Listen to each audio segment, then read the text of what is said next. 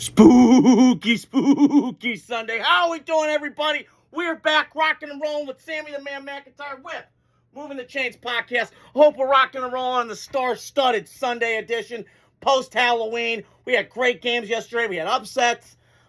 We had so many good games yesterday. I was out driving around. I worked a little bit. Fantastic. College football remains king. SMU beat University of Miami. Or Miami, Florida. You know, I'll talk to that game a couple days down the road. I got so many games, a couple of them that I really want to touch on, but other ones I kind of pushed aside, but I am going to get to those down the road this week, so stay tuned through content through that. I just want to touch on Tennessee, Oklahoma last night. I had a couple other ones I wrote down. The Notre Dame game to start off. Here come the Irish. Woo! Got that win yesterday. Not pretty. Very disturbed a little bit by that win, even though they won. My guy Lenore Sellers playing Ole Miss yesterday. What's going on with that? Georgia, Florida, the greatest cocktail party in the world. Hell yeah, brother, let's go. But I want to start with that. So Notre Dame did beat Boston College yesterday in Boston College, 25-10. Kind of a slobber knocker game. It's weird to see Bill O'Brien on the sideline again. I mean, Jesus, the commentating in that, oh my gosh, it was terrible. Maybe I should have known Brock Osweiler was going to be doing that game yesterday because of Bill O'Brien. The commentating was awful. Some of these, I'm not judging commentators. I don't care that much. But I notice crap when I see it, and that was just awful yesterday. I mean, it was fine. I'm not going to complain. I'm more focused on the game, but not good. I don't know what ESPN's doing. They're just turning into a crapshoot. I mean, the amount of they need to put Greg McElroy or Sean McDonough on most of these or Louis Riddick. I mean, some of these broadcasts are just awful. But don't want to judge too harshly on it. You're making your money. I got it. You're football guys. I understand it. But yesterday, to me, spoke more to Boston College, and I'll start with them. They're a tough team. I mean, that was a dogfight for Notre Dame throughout that game. They started off hot. They hit that big play over the top to Fields, the big target. Kind of reminds me of Miles Boykin. He had that big play against LSU in the rain before he went pro, I believe, with the one-hander. It had feels of that yesterday. I'm also watching it from a standpoint of C.J. Carr's only getting better. Jeremiah Love's a great talent. That guy is the equivalent of Bijan Robinson coming out of high school, in college. He just fit every box. He passes pro. He can catch the ball. He runs between the tackles. He's got speed. He's got power. He's got burst. He's a perfect player. I don't see a flaw in his game. He's a can't miss. High floor is what they call him in the scouting community. That guy's it. And they got that Price kid at running back. They have a great 1-2 combo. It's fantastic. And their defense, I got to give credit to Chris Ash yesterday. I'll get to Boston College in a second. But Chris Ash did a phenomenal job yesterday. They were talking on the broadcast. They played man-to-man. They're the biggest man-to-man team in the country. They shifted away from that. They kind of did a little bit of both in the second half. That's what great coaches and great staffs do. They adjust. They fix and correct stuff on the fly.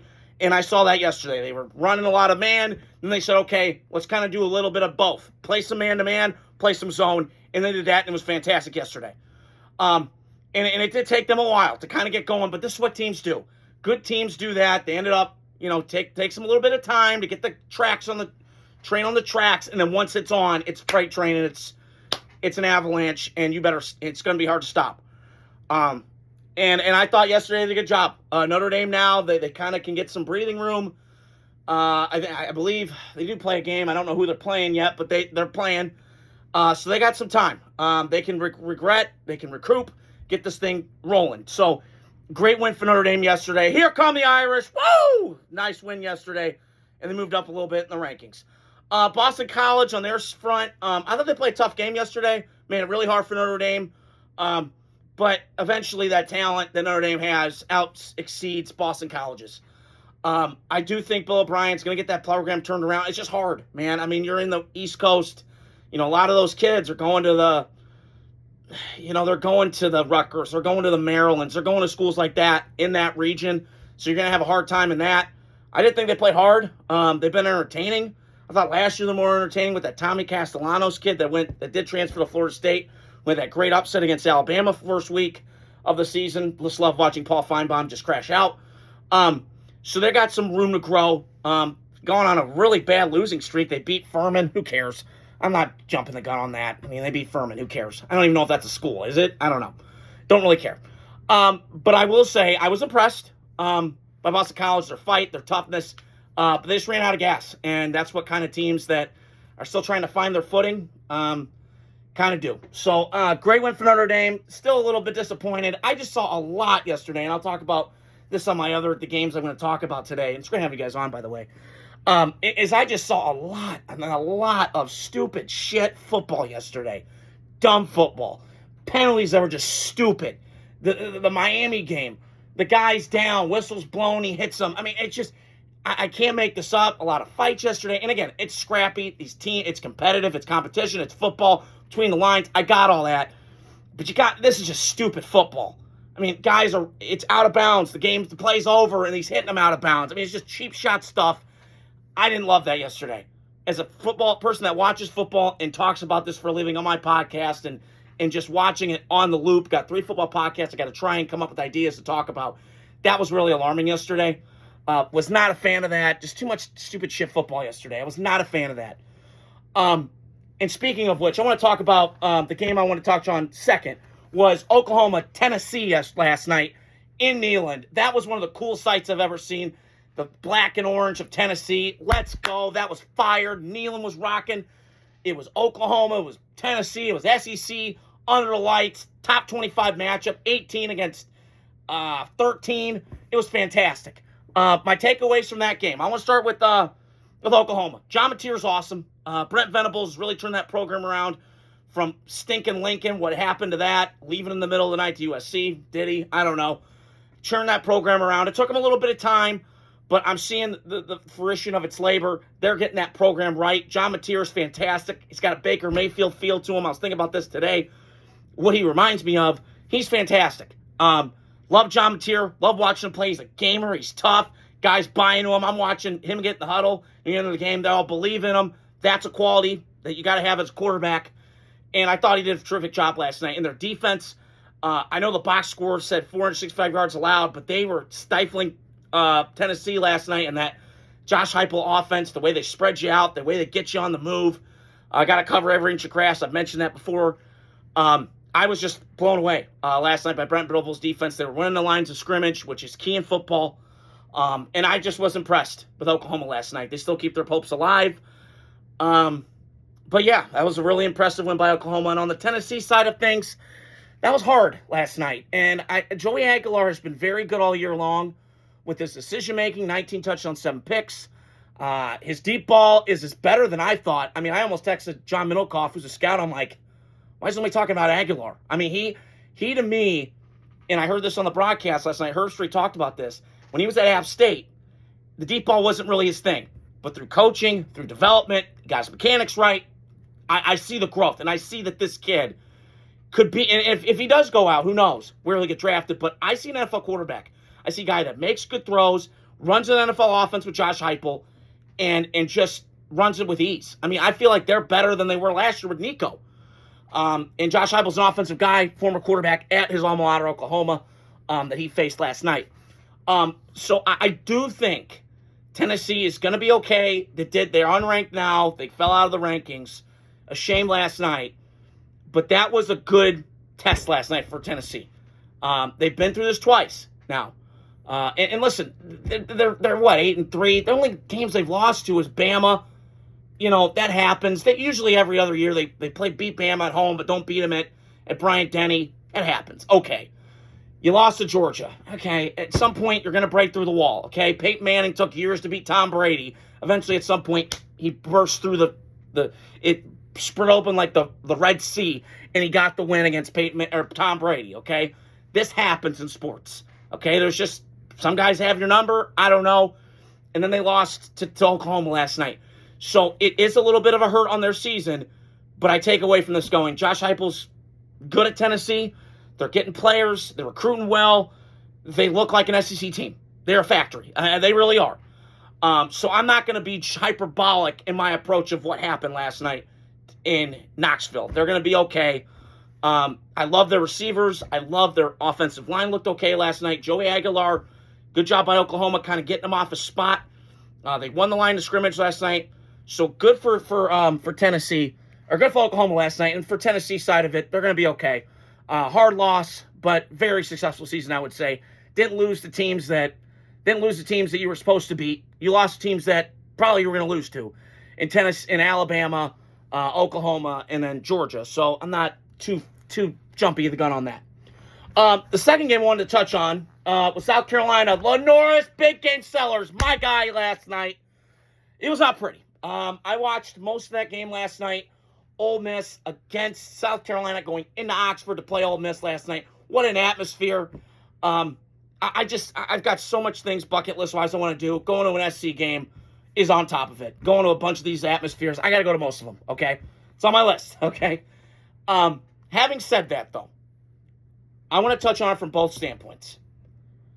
South Carolina, it's been a rough season for them. It's been frustrating, is the word that I would kind of describe them as. I love Lenore Sellers. I've been telling you, I love this kid. I'm glad he's coming back another year. Now, I've heard some rumors. Coward was like, well, he could go be drafted by Sean McVay. And yes, that would be great in a perfect, ideal world, okay? But every year, there's about 7 teams that need a quarterback. We do. Come to Raiders, okay? We need one. Can you draft one, please? Instead of pandering and waiting and getting PTSD every time you think, first-round quarterback, Tremarcus, That happened 18 years ago. I moved on, okay? But my point is, I'm not putting... Some of this on Sellers, hanging on the ball too long, kind of tap dancey, whatever. But I'm putting some of this on the coaching staff. I mean, what are we doing? You're putting... These linemen are terrible. And I'm being kind, okay? They're not doing their job. I mean, Lenore Sellers is running for his life. And I know Ole Miss has got bodies inside that made it hard for him last night. And he's an athletic guy. But it felt weird last night. And it felt uncomfortable for me watching. I'm his fan. But I'm going to go, well, half those sacks, I'm not putting on him. He's trying to make plays, Colin, running around. I don't know why I said Colin now. But he's running around trying to make plays, and it's not working.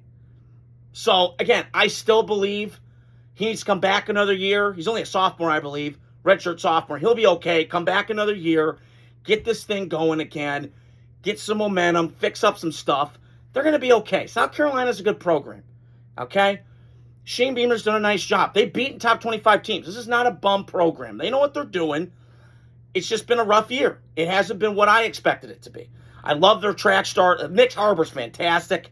I like the running game they have. I mean, the run game, barely. I mean, it felt like he was the run game last night, Lenore Sellers. I felt like I was watching a Bills game in the past with Josh Allen where he's got to be Superman and got to put a 40, and not a lot of the other guys around him are helping him.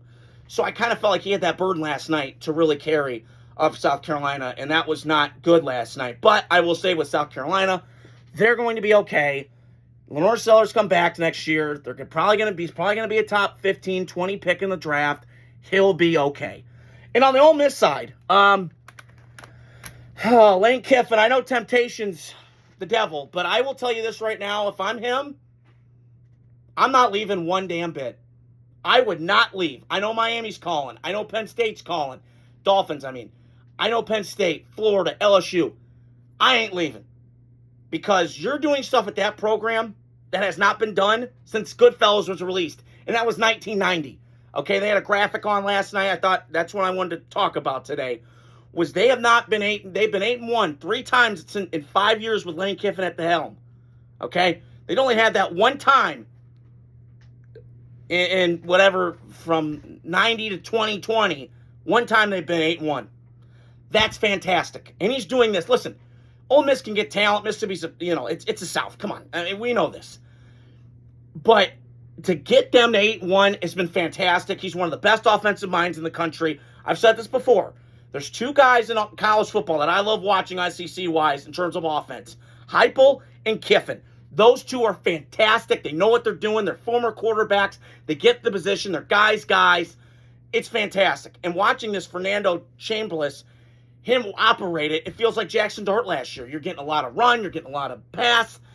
You're getting a lot of misdirection. You're getting motion. It's just fantastic. It's offensive football and wizardry at its finest. And it is like watching cinema back there. And it's fantastic. And they ran the ball well. That Lacey kid's a beast. I'm blown away with what Lane Kiffin's done in his tenure. And I give him credit. He's transformed himself. He looks great. He looks in shape. compared to what he was when he was younger. He was kind of cocky. He was arrogant.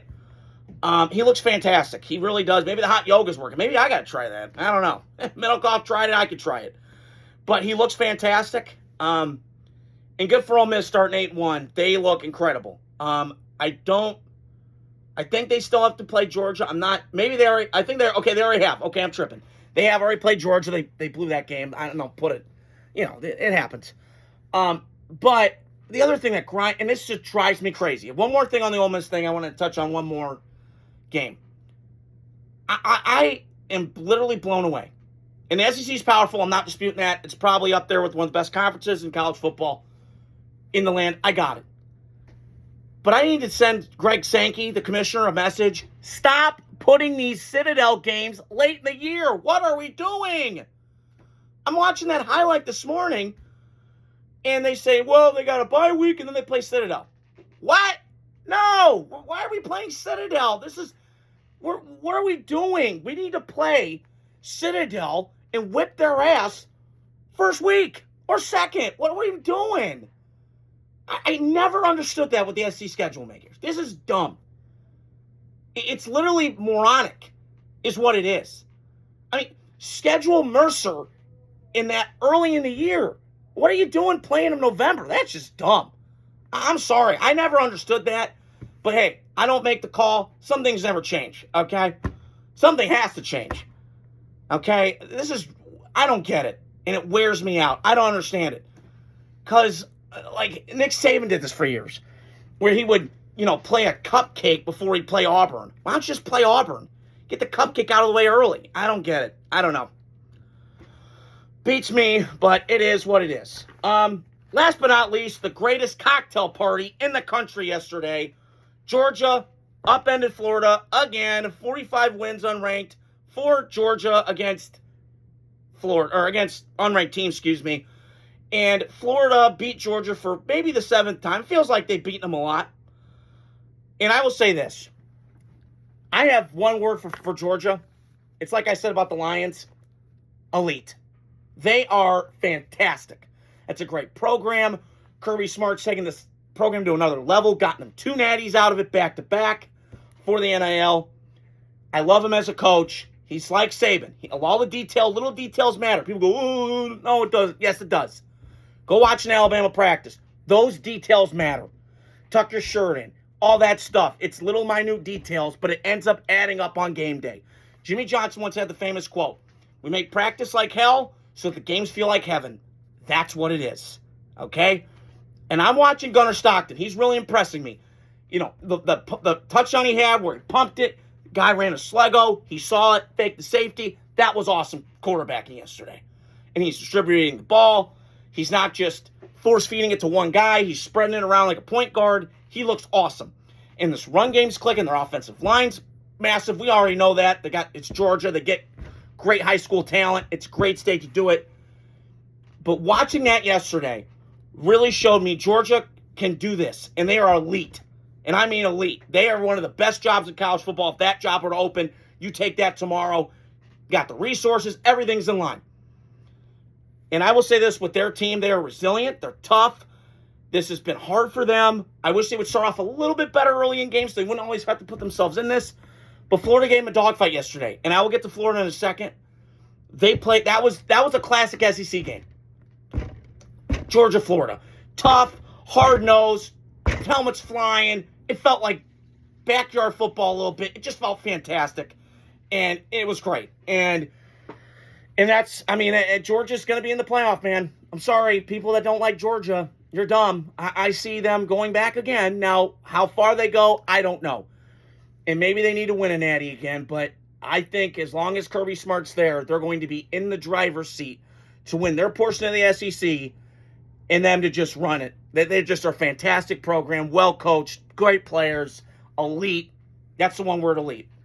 In terms of Florida, I will say this. I was much impressed yesterday with an interim coach, a lot of turmoil, nothing to lose. They threw the kitchen sink and they threw everything at Georgia they could.